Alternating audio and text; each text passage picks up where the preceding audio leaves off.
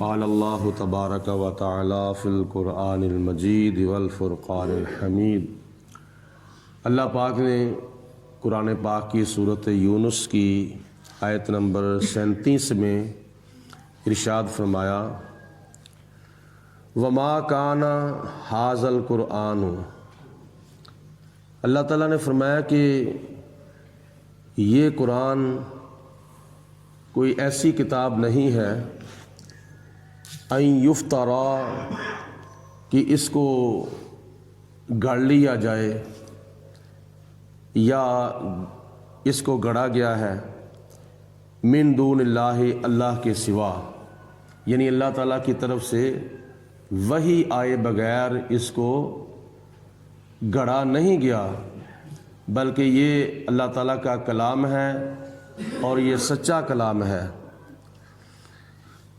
ولیکن تصدیقا، اور لیکن یہ تصدیق ہے الذی بین یدیہ، اس وحی کی جو اس سے پہلے اللہ پاک نے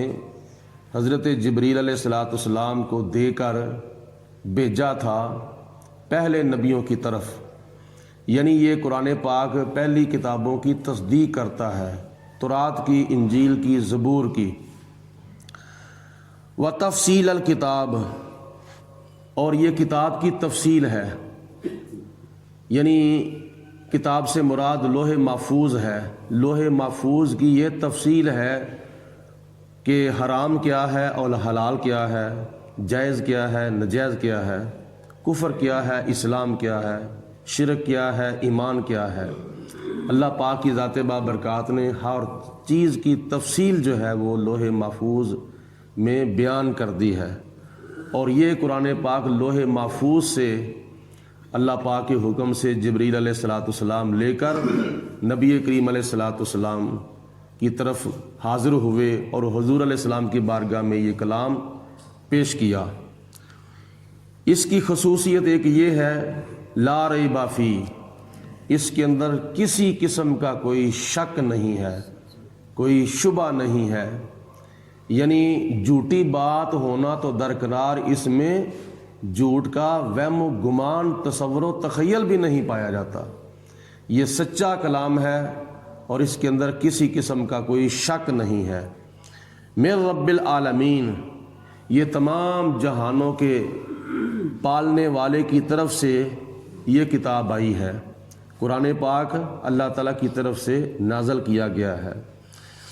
تو قرآن پاک کی اس آیت مبارکہ میں اللہ تعالیٰ نے فرمایا کہ اس کتاب کو کوئی عام کتاب نہ سمجھو، یہ کسی اور نے نہیں لکھی، بلکہ یہ اللہ پاک کی ذات بابرکات نے اپنے کلم قدرت کے ساتھ لوح محفوظ پر لکھی ہے، اور یہ پہلی کتابوں کی تصدیق کرتی ہے، اس کے اندر کسی قسم کا کوئی شک نہیں، اور یہ ہر چیز کی تفصیل بیان کرتی ہے۔ ام یقولون افتراہ، اس کے باوجود کافر لوگ، مکے کے مشرک جو ہیں،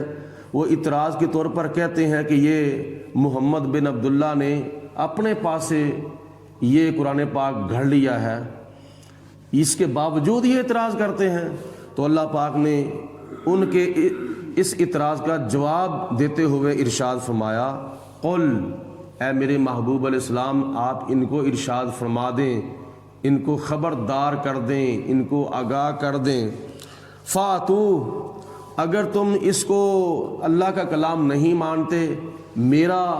خود گھڑا ہوا کلام اس کو مانتے ہو کہ محمد بن عبداللہ نے اپنی طرف سے یہ کلام گڑھ لیا ہے اور اپنی طرف سے گھڑ کر یہ ہمیں سناتے ہیں، تو اللہ فرماتا ہے پھر کیا کرو، فاتو، تو لے آؤ، بصورتن، کوئی صورت، مثل ہی، اس جیسی، یعنی قرآن پاک کی کسی صورت جیسی کوئی صورت تم بنا کے لے آؤ۔ اگر یہ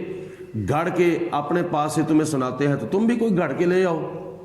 تو جس کا جواب ان کے پاس نہیں ہے۔ قرآن پاک نے اس سے پہلے بھی پہلے سپارے کے اندر چیلنج کیا ہے کہ میرا مقابلہ اگر تم کرنا چاہتے ہو تو قرآن پاک کی 114 صورتوں میں سے کوئی صورت بنا کر لے آؤ،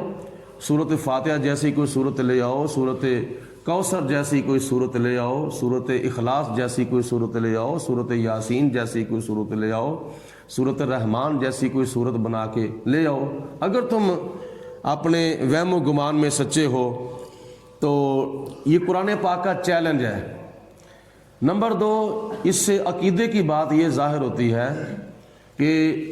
جتنے حروف تہجی الف سے لے کر یا تک قرآن پاک میں موجود ہیں، اتنے ہی حروف تہجی حدیثوں کی کتابوں میں بھی ہیں، فقہ کی کتابوں میں بھی ہیں۔ ساری کتابوں میں یہی حروف تہجی ہیں۔ تو تھوڑا سا فرق ہے کہ جو اسکول کی کتابیں ہیں ان کے اندر با کے بعد پا بھی آتا ہے، ٹا بھی آتا ہے، چے بھی آتا ہے، گاہ بھی آتا ہے۔ تو یہ چونکہ حروف تہجی کے اندر شامل نہیں ہیں، باقی الف سے لے کر یا تک 29 حروف تہجی ہیں۔ جس طرح کی الف قرآن پاک میں ہے اسی طرح کی الف بخاری شریف میں ہے، ترمذی شریف میں، ابو داؤد شریف میں، ابن ماجہ شریف میں۔ جس طرح کی با قرآن پاک میں ہے اسی طرح کی با دوسری حدیثوں کی کتابوں میں، فقہ کی کتابوں میں ہے۔ باقی ساری اسلامی کتابوں میں وہی با ہے جو قرآن پاک میں ہے۔ جس طرح کی تا اس قرآن پاک میں ہے اسی طرح کی تا دوسری کتابوں میں ہے۔ جس طرح کی جیم قرآن پاک میں اسی طرح کی جیم دوسری کتابوں میں۔ ظاہری طور پر تو حروف قرآن پاک کے حروف سے ملتے ہیں دوسری کتابوں کے، اور جس طرح کی شدیں، مدیں، زبریں، زیریں، پیشیں اعراب قرآن پاک میں ہے اسی طرح کے اعراب دوسری کتابوں میں ہے۔ اس کے باوجود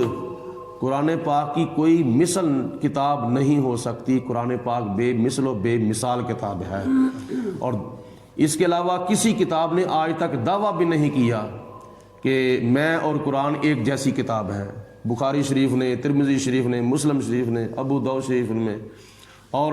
ابن ماجہ شریف نے،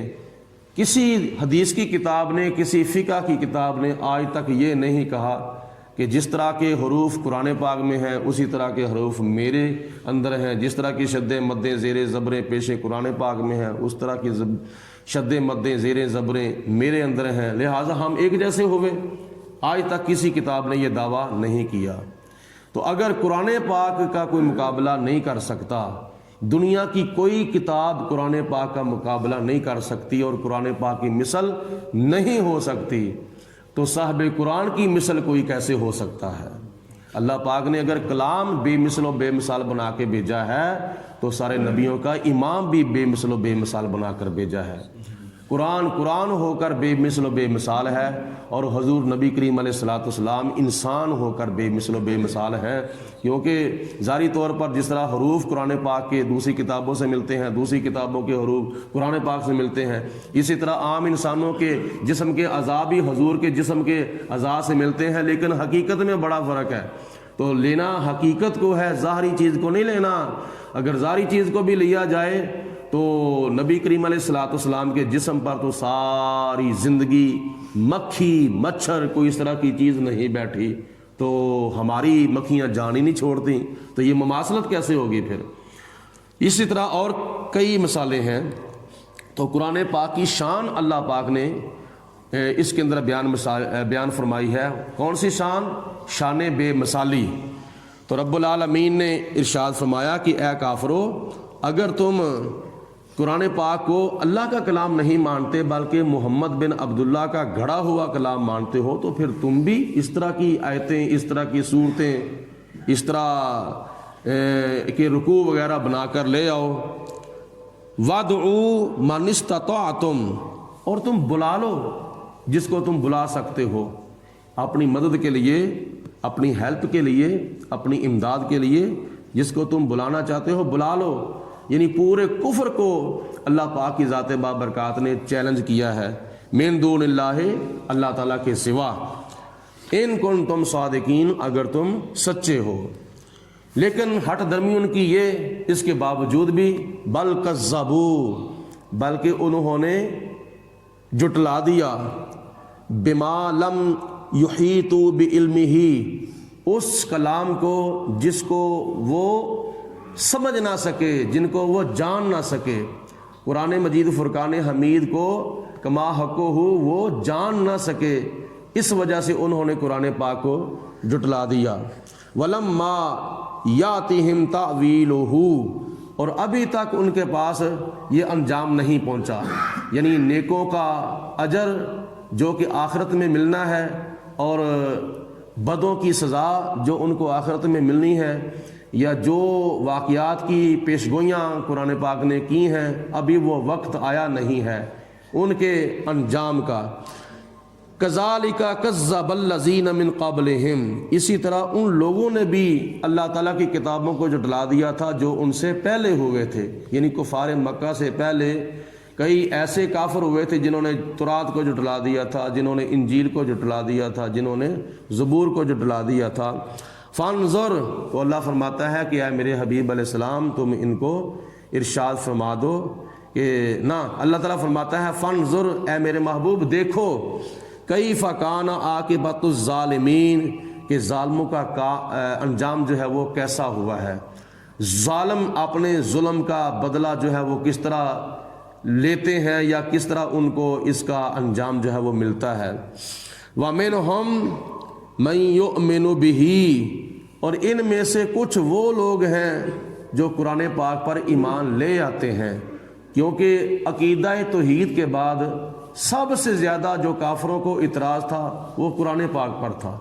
وہ قرآن پاک کو یا تو نبی کریم علیہ الصلوۃ والسلام کا گھڑا ہوا کلام کہتے تھے یا پھر اس کو جادو کہتے تھے، یہ تو جادو آپ ہمیں پڑھ کے سنا رہے ہیں۔ تو قرآن پاک کا دفاع کرتے ہوئے اللہ پاک نے ان آیات بینات کے اندر ان کافروں کا جواب دیا ہے۔ اللہ پاک نے آگے فرمایا کہ وَمِنْهُمْ مَنْ يُؤْمِنُ بِهِ، ان میں کچھ لوگ وہ ہیں جو قرآن پاک کے اوپر ایمان لے آتے ہیں، جیسے صحابہ کرام نے نبی پاک علیہ السلام کا کلمہ پڑھ لیا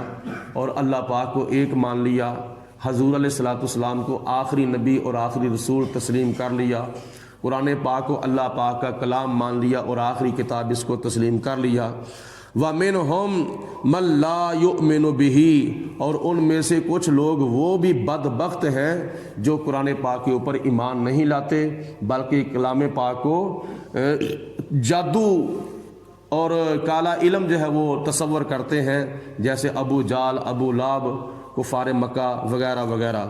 وَرَبُّكَ، اے میرے حبیب علیہ الصلوۃ والسلام آپ کا رب اعلم، خوب جانتا ہے،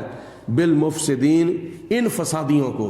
جو قرآن پاک کو نہیں مانتا وہ فساد کرتا ہے، جو قرآن پاک کو جھوٹا کلام کہتا ہے وہ فساد کرتا ہے، جو قرآن پاک کو